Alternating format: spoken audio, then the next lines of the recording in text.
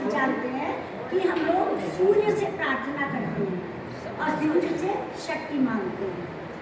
लेकिन जो गायत्री मंत्र में जो 24 शब्द हैं उसमें एक एक शब्द का अलग भावपूर्ण अर्थ है और वो एक विशेष तरीके से आपके सविता के जो हमें उससे फल मिलता है उससे जुड़ा हुआ है।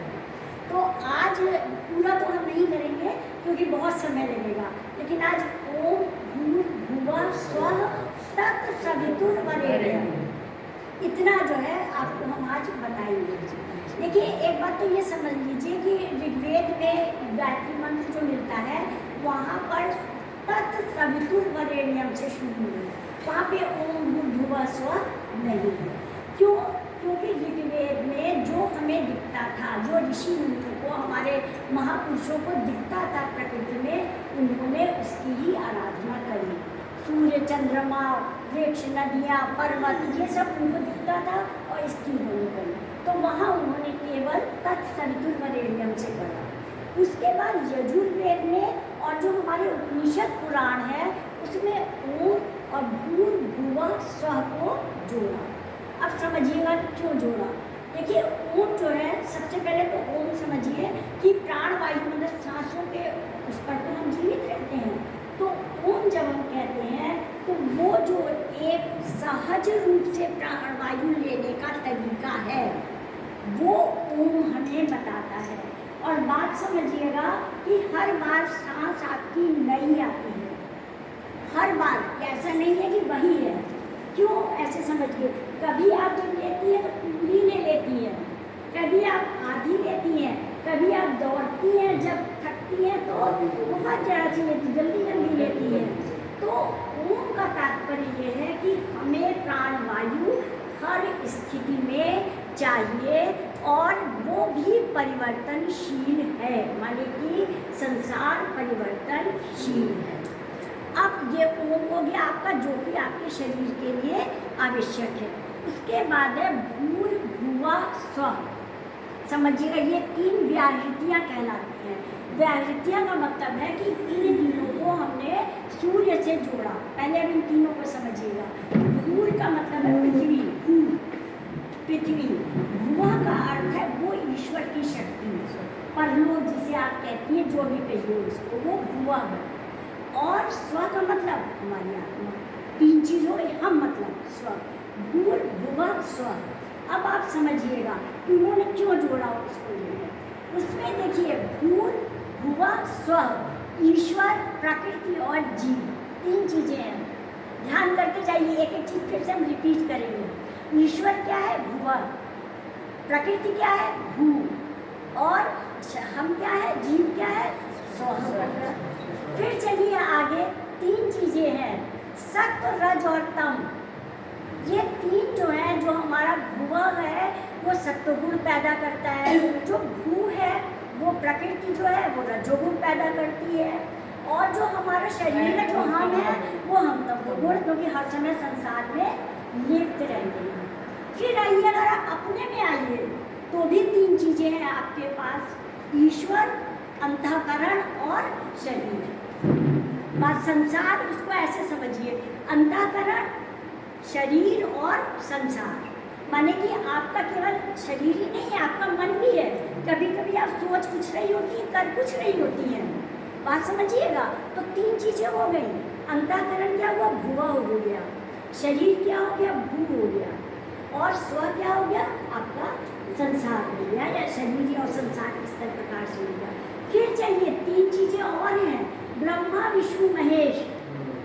कि ब्रह्मा जो है वो सृष्टि बनाता है, और जो विष्णु है वो इस सृष्टि को चलाता है, और जो महेश है वो परिवर्तन लाता है। वो बनाने को हर समय अगर परिवर्तन नहीं होगा तो सृष्टि का विकास भी नहीं होगा। इसलिए उस गायत्री मंत्र की साधना में कि हमारा वो सूर्य की उपासना कैसे सफल हो, भूर्भुवः स्वः जोड़ा, जिसके कि इतने सारे 3 अर्थ हैं। फिर से एक बार हम रिपीट कर देते हैं। वो 3 क्या है? पहले तो ईश्वर, जीव, प्रकृति, फिर सतो, रजो और तमोगुण, फिर उसके बाद अंतःकरण, संसार और शरीर, और फिर ब्रह्मा विष्णु और महेश। मतलब भूर्भुवः स्वः, इन तीन चीज़ों को आपको इंगित करता है। ठीक है, अब आगे कनेक्शन करते हैं। फिर है तत्व। तत्व जो है, आप ये मत सोचिए सूर्य सब कुछ है। सूर्य को जो ग्रह है वो भी तो किसी ने बनाए हैं। तो तत्व वो शब्द है, तत्व वह तत्व है जिसे कि हम नहीं जानते, कोई नाम नहीं दे सकते। तब हम कहते हैं, वो जब हम अज्ञान किसी अज्ञेय के लिए बात करते हैं तो कहीं तो कहते हैं अरे उसने ऐसा कहा, वह ऐसा है।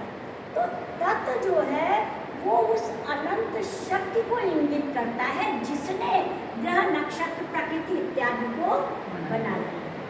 ठीक है, अब चलिए सवितुर्वरेण्यम। सविता माने सूर्य, सविता की वह शक्ति, सविता उस सूर्य को कहते हैं। सूर्य के तो बहुत सारे नाम है, सूर्य, रवि, सविता, लेकिन सविता का तात्पर्य होता है कि सूर्य की वह श्रेष्ठ शक्ति जो है, जो कि सृष्टि को पैदा करती है, वो सविता कहलाती है।